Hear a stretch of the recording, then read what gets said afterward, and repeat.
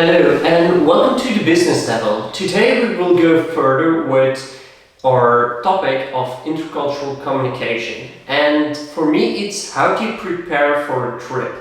And the most important thing for this is choose the right visa and know how to apply for it. So let's talk about a few ways how you can get to, for instance, South Korea. I'm looking from the perspective of the Belgian government towards the South Korean government, so there might be a few changes per country, but in general this is what you will be dealing with when you want to go to South Korea. So you can go on a tourist visa, which is just a KETA as they call it. It's valid to stay for up to 90 days. It costs about €7.50 or something just to get it validated, and yeah, you can go to South Korea no trouble as a tourist. But you can't really work in South Korea. You can meet a client, but let's say it's borderline because you are technically doing business when you're meeting a client, so no, it's a tourist visa. Then the second visa, but you can only get it once in your lifetime, is the one I'm currently gonna use to go to South Korea. It's called the working holiday visa. And it means that you can go for up to 12 months to South Korea to study and work. So you can do whatever you want. You can go on holiday there, you can use it to study, you can use it to work. It's all in that visa. And one you will most likely be using if you are going to work in South Korea will be an E5. So E5 is for professional use. You have other E-types, but one is for diplomats, another is for athletes, another is for doctors. But it's kind of the same thing, just the validations are different. So let's talk about the two differences between working holiday and E5. So for an E5, it means that you're going to work. So you need to have the right qualifications to actually start a job in that country. And one of the things that is a deal breaker in most cases is your level of studies.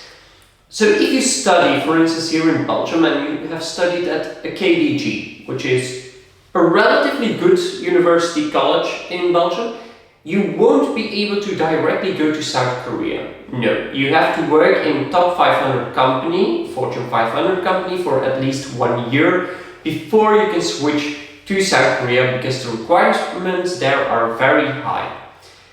But there is good news. If you, for instance, studied at UCLL, which is also a university college, you can actually go there directly after your studies because UCLL is a part of the KU Leuven Association. And the university ranking is done on a full group. So KU Leuven as a group, the full association as a group, is positioned 41st in the top 100 list. And that's the other type of requirement. So KDG doesn't make it to that list, but UCLL does. So it means that if you have studied at the other university college, you can actually go there. Differences. So you need to check if your diploma that you have, your bachelor or your master's degree, is from one of the top 100 lists to actually be able to work in South Korea, or if you have experience working for 1 year in top 500 company, that's also fine. But those are a bit of the requirements necessary. Now, that's actually the main difference with the working holiday visa, because in working holiday visa you don't need that.